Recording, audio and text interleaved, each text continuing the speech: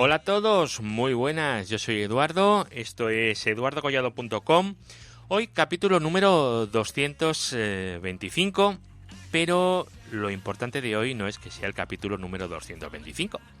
Lo importante de hoy es que estamos en septiembre, se ha acabado el verano, se han acabado las vacaciones, algunos empezaréis la universidad, otros más jóvenes el colegio y otros ya más mayores como yo, pues empezaréis a trabajar. De hecho, hoy es mi primer día laboral después de las vacaciones, de este merecidísimo descanso. Bueno, veréis, pues la idea de hoy es hablar de RPKI, de la infraestructura de clave pública de recursos, una cosita que hay en internet, ¿verdad? Eso que publica Almenar todos los días en Twitter, donde nos muestra cuál es el diferencial del día actual al día anterior. El diferencial del total de prefijos válidos o de prefijos desconocidos o inválidos, ¿vale? Válidos, inválidos o desconocidos, tanto en IPv4 como en IPv6, porque esto se puede llevar tanto a IP versión 4 como a IP versión 6 sin ningún tipo de problemas. Bueno, os comento, el tema del RPKI es muy importante para aquellos problemas de secuestros de prefijos y bueno, y para evitar el tema de los becarios, ¿verdad? Gente que se equivoca en la configuración del BGP. Así que, si os interesa el tema de hoy, vamos a dedicarle un ratillo y vamos para allá. Redes, hosting, tecnología, eduardocollado.com. RPKI permite a los titulares de direccionamiento público, direccionamiento IP, ¿verdad? Tanto IPv4 como IPv6, esto ya os lo acabo de comentar, declarar sus recursos y declararlos de forma verificable. Es decir, yo puedo verificar que el titular de ese direccionamiento público ha dicho que ese direccionamiento tiene esa forma, tiene esos datos. ¿Y esto cómo lo hacemos? Pues como se hace absolutamente todo a base de certificados, ¿verdad? ¿Cómo comprobamos que una web es la que dice ser? El certificado. ¿Cómo comprobamos que una persona es quien dice ser? Certificado. Todo es a base de certificados, ¿verdad? Pues los prefijos de Internet, de BGP, pues no vamos a ser menos. Así que también vamos a utilizar certificados. Veréis, el motivo de utilizar RPKI no es otro sino conseguir que el encaminamiento de Internet, el routing, sea más seguro. Queremos un mundo más seguro, ¿verdad? Recordad que Internet en un principio era un mundo de unicornios y ponis de colores, y con el tiempo pues se ha ido estropeando. La verdad es que es una pena que se haya ido estropeando, pero se ha ido estropeando. Entonces pues hay gente que hace cosas malas o hay gente que simplemente se equivoca, no tiene la preparación que debiera, no se les paga lo que se debiera, en fin, este tipo de cosas. Pues para que Internet sea un sitio más seguro, pues hemos tenido que inventar entre todos una cosa llamada RPKI. RPKI está siendo promovido, o sea, hay mucha gente involucrada en esto que quieren que se use. Desde desarrolladores de software, que hablaremos dentro de un ratito de uno, proveedores de hardware, es decir, los fabricantes de los routers, no todos, pero bueno, sí algunos, ¿verdad? Podcasters, claro, podcasters, ¿verdad que sí? Hay podcasters también aquí metidos a fuego con el RPKI. Y por supuesto los 5 RIRs. Los RIRs son los registros regionales de Internet. Que acordaros que son el ARIN, en lo que es la parte norteamericana, APNIC, Pacífico, ¿vale? AFRICNIC, África, LACNIC, lo que sería la parte Latinoamérica, Y por supuesto, nuestro querido RIPE NCC, RIPE NCC, ¿vale? Que es el único, además, que sepáis que las siglas, en vez de estar en inglés, están en francés. Investigaciones IP europeas. Ese es el significado de RIPE. En francés es eso, investigaciones IP europeas. Bueno, es una cosa buena a saber. Veréis, actualmente RPKI se utiliza para permitir que el titular legítimo, ¿vale?, de un bloque de direccionamiento IP haga una declaración autorizada sobre ese direccionamiento, diciendo que cuál es el AS autorizado para originar su prefijo BGP. Se dice cuál es el AS, cuál es el prefijo, cuál es la longitud máxima del prefijo, ¿verdad? Y bueno, toda esa información se puede descargar. De hecho, todo el mundo la podría descargar y debería de descargarla para posteriormente poder validar esas declaraciones. Es decir, toda esa información veraz que tenemos ahí, y sabemos que es veraz porque está validada mediante certificados por los RIRs, que son los que tienen los CAs. Vale. Veréis, ¿y para qué nos sirve tener esta información y decir, pues es verdad esto que tengo? Es verdad que este rango de direccionamiento, este prefijo, viene de tal sistema autónomo y tiene esta longitud. Pues para poder tomar decisiones de routing, de encaminamiento, de enrutamiento, basándonos en esta información que es veraz, ¿vale? Este proceso tiene un nombre, ¿vale?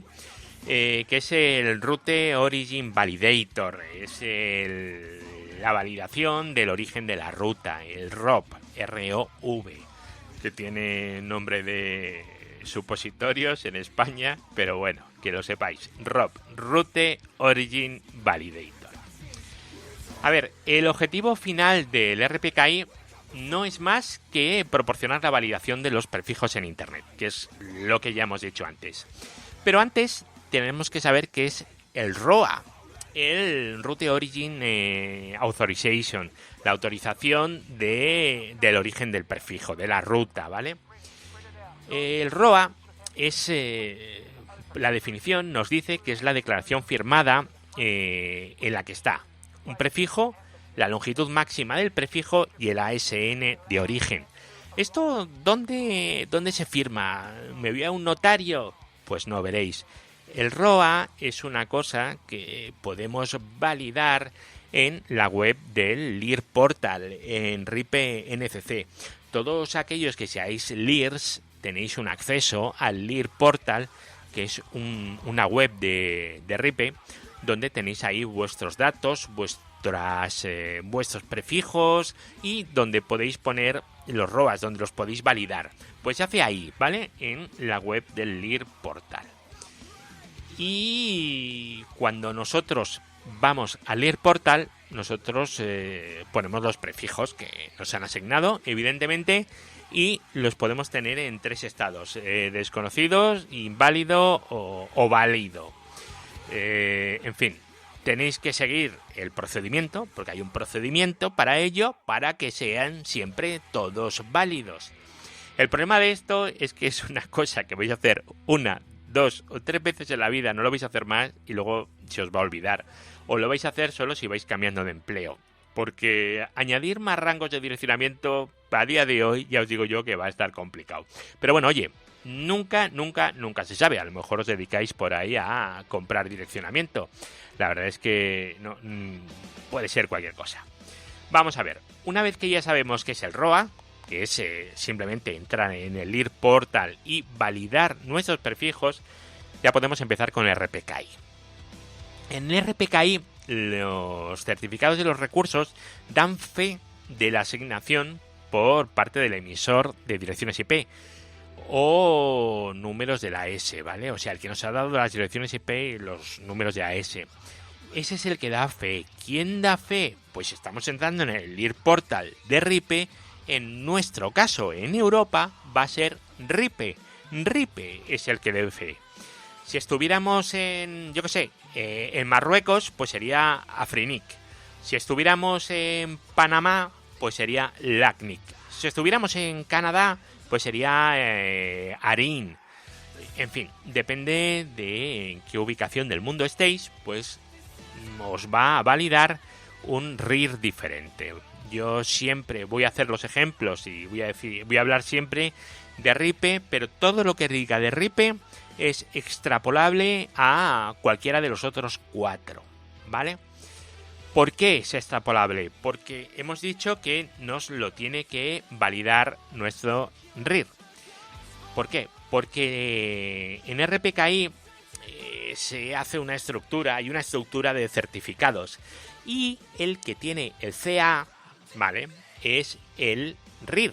El RIR es el que va a ofrecer el CA de todo lo que cuelgue de ellos. En nuestro caso, RIPE. Fijaros que aquí hay una cosa que seguramente os vais a dar cuenta si le dedicáis un ratito. Tenemos IANA y de IANA cuelgan los 5 RIRs. APNIC, LACNIC, RIPE, ARIN y AFRICNIC. En un principio se pensó que fuera IANA, pero después se descartó, ¿vale? Por aquello de tenerlo todo un poquito más distribuido y que era más eficiente. Pero bueno, que lo sepáis, es como la estructura del direccionamiento IP, pero quitando el raíz, quitando a IANA y empezando directamente en los RIRs, que son los que tienen el root CA.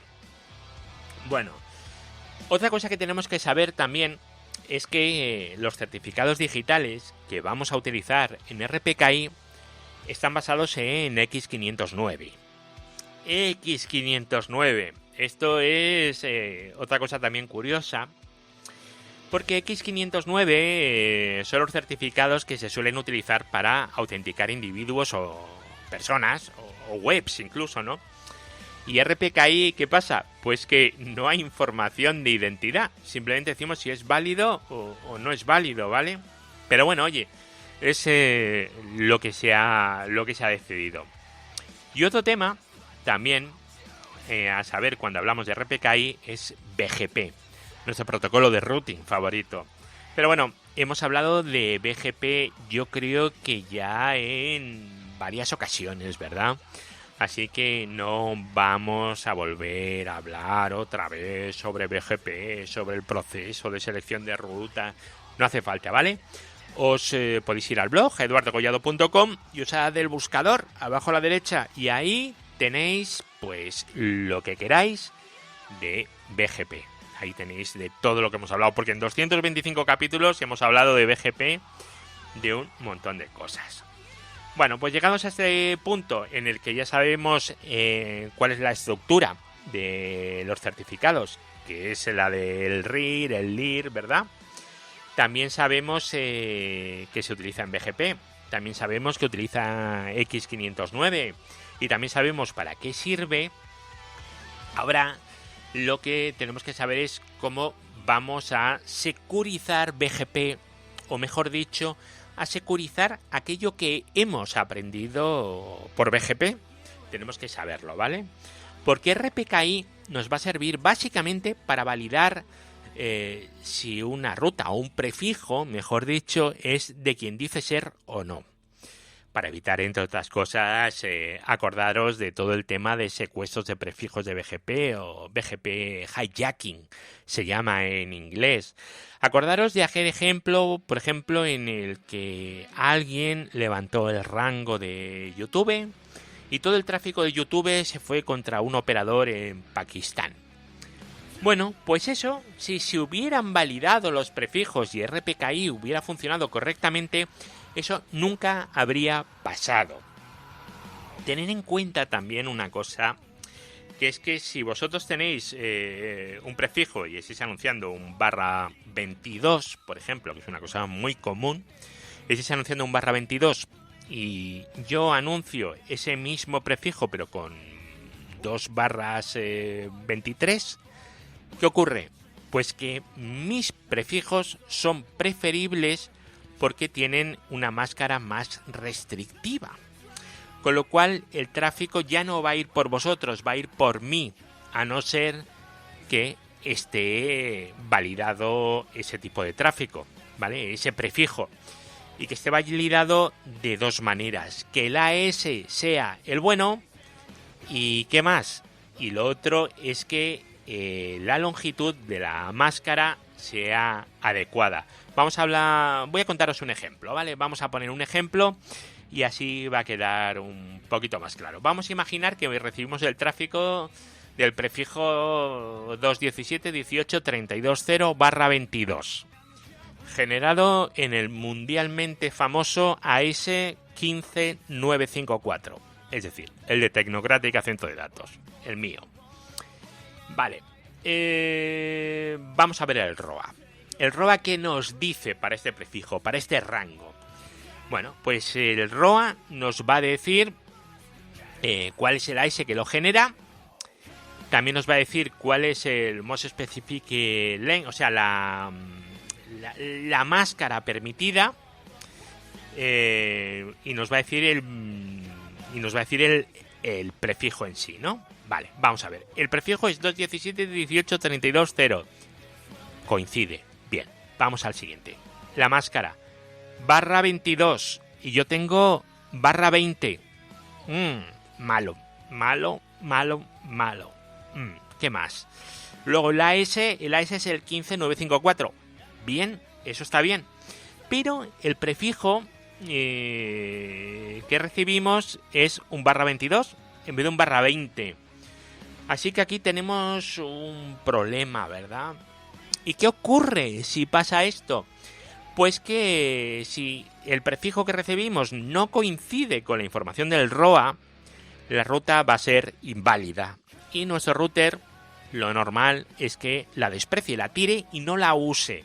Con lo cual es posible que dejara a ese rango sin conectividad. Esto podría pasar a mí, le podría pasar a ti o le podría pasar a cualquiera que se equivoque y que no tenga cuidado. Pero bueno, como esto es ficción, esto no ha pasado, no pasa y esto no va a ocurrir, ¿verdad?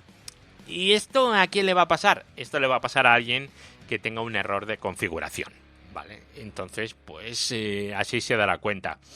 Este fallo no va a ser muy normal. ¿Por qué?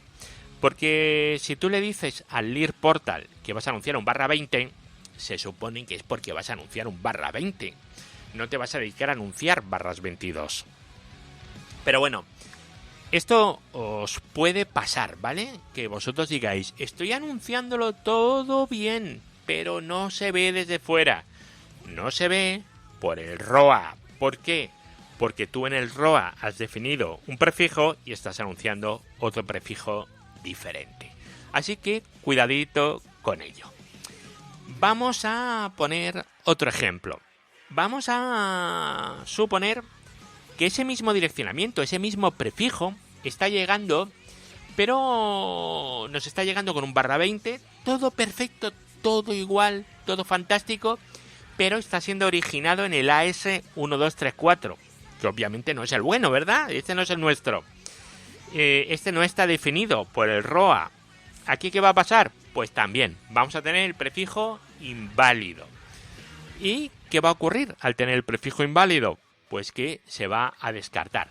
Entonces, si es un secuestro de direccionamiento, ya sea aposta o ya sea por accidente, pues no nos va a afectar. ¿Por qué? Porque nosotros ese prefijo hemos decidido no insertarlo en nuestra tabla de rutas. ¿Por qué? Porque no ha pasado la validación del RPKI. Perfecto. Así que ya sabéis, nuestro trabajo es saber qué hacemos con el prefijo inválido, que normalmente tenéis la opción, ¿vale? Mi consejo, descartarlo, siempre, descartarlo. Si está mal, descartarlo y ya está. Es que no tiene más sentido. Bueno, pues eso está guay, pero claro, esto es en un mundo ideal y fantástico en el que todos los routers del mundo soportan RPKI. Pero os voy a contar una cosita. Esto no es así. no todos soportan RPKI.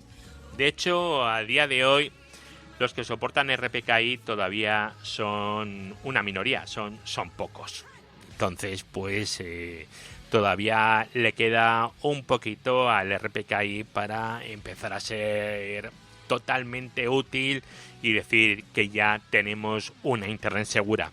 Pero día a día se va utilizando más y más. Y como os he dicho al principio, iros a los tweets de Almenar y ahí los tenéis todos los días, sin que falte uno, el estado del RPKI en Internet. Cuántos prefijos tenemos en total, cuántos son válidos, cuántos son inválidos, en fin, ahí lo tenéis todo en IPv4 y en IPv6. Vale, ¿esto lo hace el router? ¿El router es el que valida cada uno de los prefijos? Pues no, el router no lo hace, ¿vale? El router lo único que hace es consultarle a alguien si está bien o está mal. Los routers no pueden dedicarse a esto, ¿vale? Bastante tienen los routers con hacer todo lo que hacen como para tener que dedicarse a validar el RPKI de cada uno de los prefijos. Vale. Entonces, ¿qué software hace eso? Bueno, yo me imagino que Cisco, que Juniper, que Alcatel... Yo me imagino que todos estos, todos tendrán su propio software, igual que hay un montón de software para Radius y no todo el mundo utiliza Radiator, ¿verdad? Bueno, pues para validar RPKI tenemos un software que se llama Routinator 3000, que no sé si tiene nombre de aspiradora o de robot, rollo Robocop, ¿vale? Routinator 3000. Me gustaría saber quién le ha puesto el nombre. Pero bueno, en fin, la verdad es que como nombre mola y está muy gracioso, ¿vale? Vosotros buscáis Routinator 3000 en Google o donde queráis y ese es el software en concreto. ¿Este software desde dónde se puede descargar? Bueno, pues lo podéis descargar desde la página de NLNet Labs. Y lo podéis bajar, lo podéis instalar. Bueno, es un software gratuito y está distribuido con licencia BSD. Lo podéis descargar o desde la web de NLNet Labs, pero bueno, al final os lleva a la página de GitHub y lo tenéis en GitHub. Si entráis en GitHub y ponéis Routinator, también ahí lo vais a tener. Más cosas. Bueno, el Routinator evidentemente no lo instaléis en un único PC, ¿vale? En un servidor. Sobre todo si utilizáis plataformas de virtualización. Tenéis que instalarlo en al menos dos sitios diferentes. Y si usáis plataformas de hipervisores, por favor, instalarlo en clústeres distintos, ¿vale? Porque se os puede venir abajo un clúster y el Routinator es extremadamente importante. Es tan importante al final como los servidores de DNS, como para dejarlos en un único punto de fallo, ¿verdad? Entonces, pues, procurar dejarlo en sitios diferentes. Redes, hosting, tecnología, eduardocollado.com. Bueno amigos, pues hasta aquí el capítulo de hoy, que bueno, era un capítulo que tenía muchas ganas de hacer desde hace mucho tiempo, porque creo que es un tema sumamente importante e interesante. Más cositas que quiero aprovechar también para contaros. Estoy haciendo vídeos cortitos, ¿vale? Y evidentemente no con la profundidad de estos audios de podcast, ¿verdad? Pero bueno, sí son vídeos en los que, bueno, pues cuento cómo funciona una cosa o cómo funciona otra, que, bueno, puede ser interesante. Si os queréis apuntar al canal de YouTube, pues lo buscáis en el blog, en eduardocollado.com y lo tenéis ahí un sitio pone último vídeo, pues pincháis o arriba pone vídeos o a la derecha donde pone las redes sociales, pues ahí tenéis YouTube. Ahí os podéis suscribir y bueno, ya van con la tontería, pues no sé si 660, 670 o 680 personas, o sea que no va nada mal. Así que nada, aprovechad los que todavía tengáis algo de vacaciones y los que no, pues nada, bienvenidos al maravilloso mundo de la productividad. Y como decía Green Day en aquella canción, ¿no? Una baladita que tenía que se llamaba Wake Me Up When September Ends. No sé si la recordáis. Os la pondría, pero el tema de derechos de autor me va a destrozar. Así que muchas gracias y nos volvemos a oír en el siguiente audio. Cualquier cosa, ya sabéis, en el grupo de Telegram. Hasta luego, chao.